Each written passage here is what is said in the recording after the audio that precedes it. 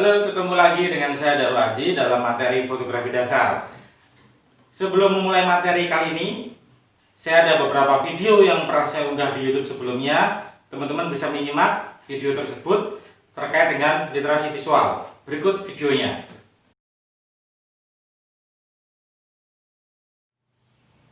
Oke, selamat siang. Pada kesempatan kali ini saya ingin coba melanjutkan materi dari video-video saya sebelumnya. Jika pada 3 video sebelumnya saya mencoba menyampaikan materi perihal 3 ranah besar dalam fotografi, kajian, teori, dan sejarah. 3 pengantar itu bisa kita perdalam lagi dan bisa kita perpanjang lagi, tapi nanti dalam episode-episode setelahnya. Pada kesempatan kali ini saya ingin coba melanjutkan perihal literasi visual. Karena bagaimanapun juga ketika kita bicara fotografi, kita perlu yang namanya literasi. Akhir-akhir ini banyak perbincangan mengenai literasi visual. Nah, sebenarnya yang dimaksud dengan literasi visual itu yang seperti apa sih? Apa saja yang kita bicarakan dalam literasi visual? Secara sederhana, literasi visual dapat dipahami sebagai sebuah kemampuan individu dalam merespon fenomena. Nah, respon seperti apa? Jadi, dalam literasi visual tidak hanya sekedar kemampuan dalam melakukan alih media, dari yang lisan ke yang visual, dari yang tekstual ke yang visual, dari yang audio ke yang visual, atau dari visual ke visual yang lain. Misalnya, dari tekstual ke yang visual, kemampuan seseorang ketika membaca sebuah cerita, membaca naskah, lalu kemudian dialih mediakan menjadi sebuah karya visual. Dari audio, jadi dia mendengar sebuah cerita, terus dia coba visualkan dalam bentuk karya. Terus, misalnya, dari visual ke visual yang lain, ketika kita menyaksikan sebuah karya foto, kita mendapatkan sebuah ide. Nah, ide-ide yang kemudian kita kembangkan dari visual sebelumnya, itulah yang saya maksud sebagai dari visual ke visual yang lain. Selain kemampuan alih media, literasi visual juga terkait dengan bagaimana kemampuan seseorang dalam membaca sebuah karya visual. Karya visual ini tentunya tidak hanya terbatas pada fotografi. Banyak materi visual dalam hal ini, bisa berupa iklan, bisa berupa motion, bisa berupa komik, bisa berupa ilustrasi maupun film. Tapi dalam hal ini saya ingin coba fokus pada fotografi. Dalam perbincangan fotografi kaitannya dengan literasi visual terkait pada 3 titik. Kalau kemarin 3 ranah, ada kajian, sejarah, dan teori. Dalam literasi visual pun demikian. Ada 3 hal yang tidak bisa kita lepaskan ketika kita membicarakan literasi visual, yakni perihal etika, perihal estetika, dan perihal berpikir kritis. Ketika kita bicara mengenai etika, tidak bisa dilepaskan dengan yang namanya hak kekayaan intelektual, hak moral maupun hak cipta dan sebagainya. Berikutnya perihal estetika. Di sini estetika terkait dengan bagaimana cara seseorang, kemampuan seseorang dalam melahirkan sebuah karya. Tentu saja, seseorang melahirkan sebuah karya foto tidak datang begitu saja. Ada modal pengalaman, ada modal bacaan, ada modal dia melihat. Disitulah kemudian kemampuan itu muncul untuk merancang estetika yang dia inginkan secara estetis. Nanti efeknya ke daya pukau.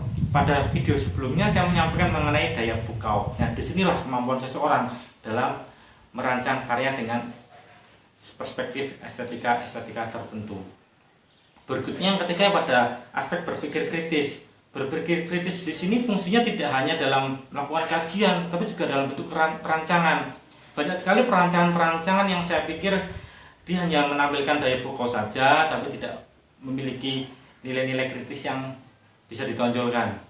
Karena bagaimanapun juga namanya pesan komunikasi visual dalam konteks fotografi, dia selalu memiliki tujuan. Tanpa tujuan yang kuat, tanpa dasar yang kuat, maka daya kritisnya bisa lemah.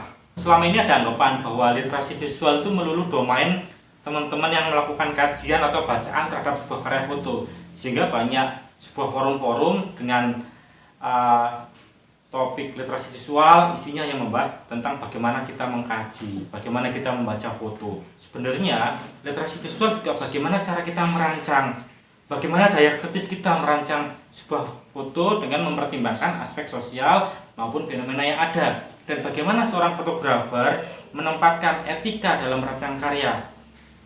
Hak kekayaan intelektual itu penting. Bagaimana estetika itu dimunculkan? Nah, estetika di sini tentu saja ini berhubungan dengan gaya visual.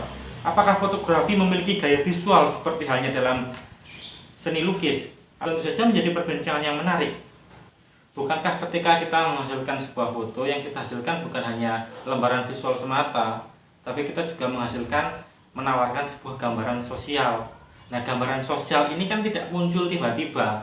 Si fotografer punya referensi-referensi sosial tertentu ketika dia memotret seorang perempuan, ketika dia memotret seorang laki-laki, ketika dia memotret sebuah keluarga, ketika dia memotret sebuah keramaian di stasiun dan sebangsanya, pasti ada modal yang dia miliki dalam pikiran, referensi, pengalaman dan segala macam. Disitulah kemampuan dalam merespon fenomena berperan penting.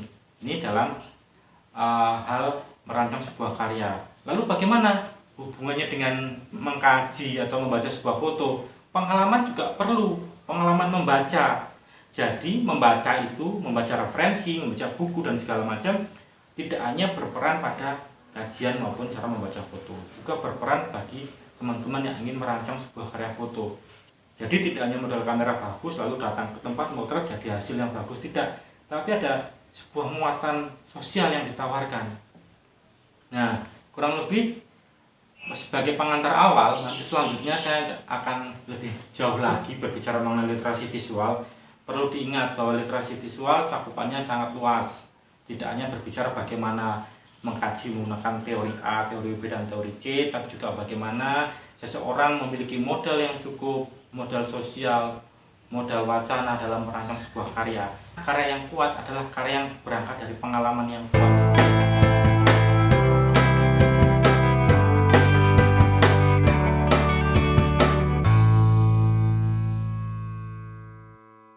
Literasi visual memiliki poin cukup penting dalam materi fotografi dasar. Kenapa? Karena literasi visual memberikan pemahaman tidak sekedar mengenai bagaimana kita melihat fenomena fotografi, juga literasi visual memberikan pemahaman mengenai etika berhubungan dengan HKI, dan literasi visual juga memberikan pemahaman secara teknikal bagaimana teman-teman merancang sebuah foto. Karena sebelum kita bicara mengenai interpretasi, sebelum kita bicara mengenai makna nanti di pertemuan-pertemuan selanjutnya, tentu saja teman-teman harus menguasai fotografi secara teknis.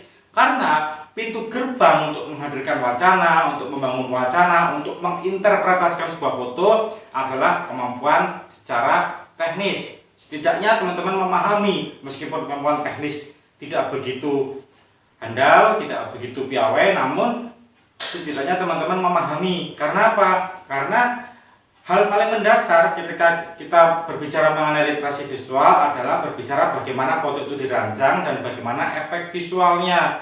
Ketika bicara efek visual, nanti hubungannya adalah pada sisi-sisi estetis secara teknikal, dan juga nanti berhubungan dengan bagaimana visual tersebut dimaknai. Selamat pagi. Dalam beberapa kesempatan saya seringkali menyampaikan perihal aspek teknikal dan aspek wacana dalam fotografi. Nah, sebenarnya yang dimaksud dengan aspek wacana itu yang seperti apa sih? Secara sederhana, kita dapat memahami aspek teknikal sebagai sebuah kesatuan cara dalam menghasilkan foto. Misalnya, seorang fotografer ketika dia hendak memotret, dia akan mengatur perangkat kameranya, menyeting ISO, diafragma, kecepatan, dan segala macam yang berhubungan dengan kamera dan arah pandang terhadap subjek foto. Seperti halnya ketika kita menyusun kalimat atau paragraf. Tentu saja ketika kita menyusun kalimat, paragraf, kita memerlukan cara-cara agar kalimat dan paragraf kita menjadi efektif dan pesannya menjadi sampai. Nah, cara-cara itulah yang kemudian dapat dipahami sebagai aspek teknikal. Nah, ketika kalimat, paragraf sudah selesai disusun, maka tataran berikutnya adalah wacana. Kita bisa melihat tataran wacana setelah foto itu selesai diproduksi, setelah foto itu selesai dihasilkan. Nah, lantas bagaimana cara kita memahami aspek wacana? Wacana dalam fotografi dapat dipahami sebagai sebuah cara pandang, sebagai sebuah ide, gagasan yang kemudian dapat mempengaruhi cara pandang orang lain. Sehingga gampangnya gini, ketika seorang fotografer memiliki cara pandang terhadap sebuah subjek foto, lalu dengan kemampuan teknis dia menyusun settingan di kameranya, dia memutuskan angle-angle tertentu, si fotografer akan menghasilkan foto dengan cara pandang si fotografer. Nah, cara pandang itulah kemudian akan mempengaruhi konsumennya. Cara pandang yang dihasilkan dalam bentuk foto itulah kemudian yang mempengaruhi para pembaca untuk menginterpretasikan sebuah foto. Selain itu, dalam fotografi, wacana itu juga mampu menghasilkan yang namanya daya sosial. Jika aspek teknikal, fotografer memotret, hasil fotonya itu memiliki daya pukau, nah itu efek dari aspek teknikal. Nah, fotonya itu, hasil foto yang dihasilkan kemudian memiliki daya sosial. Seseorang melihat foto, seseorang membaca foto, cara pandang terhadap realitas foto tersebut menjadi terbentuk. Bagaimana dia melihat pemandangan yang indah, bagaimana dia melihat sosok orang di kerumunan, bagaimana dia melihat sebuah bangunan arsitektur, bagaimana dia melihat sebuah tatanan makanan, dan yang lain sebagainya. Dalam fotografi, wacana terkait dengan konteks yang menyertainya. Artinya, ketika kita bicara mengenai wacana dalam fotografi, kita harus memperhatikan siapa yang memotret, kapan ia memotret, dalam rangka apa ia memotret. Jadi pertanyaan-pertanyaan mendasar dalam fotografi, dalam wacana perlu kita ajukan. Agar apa? Karena pertanyaan-pertanyaan semacam ini penting dalam melihat wacana dalam fotografi. Jadi sudah jelas perbedaan aspek teknikal dan wacana di sini ya. Jika aspek teknikal cara memasukkan foto, maka wacana adalah sesuatu yang terkandung dalam foto setelah ia selesai diproduksi. Ada 3 poin menarik yang akan kita bahas dalam literasi visual. Yang pertama mengenai etika berhubungan dengan HKI. Ini penting karena nanti kaitannya dengan teman-teman, apalagi dalam ruang lingkup desain komunikasi visual, banyak menggunakan aspek-aspek visual dalam fotografi. Jadi pemahaman mengenai etika HKI itu sangat diperlukan. Selain HKI, teman-teman juga perlu memahami perihal estetika. Nanti di sini ada beberapa materi yang akan saya sampaikan terkait dengan segi-segi teknis. Berikutnya yang poin ketiga, berpikir kritis. Berpikir kritis ini juga nanti terkait dengan etika juga estetika. Berpikir kritis ini teman-teman di sini juga harus punya modal bacaan dan modal referensi fotografis yang memadai. Tidak mungkin tanpa adanya referensi teman-teman mampu untuk memahami HKI maupun memahami dari sudut estetika. Jadi kita mulai dari bagian etika.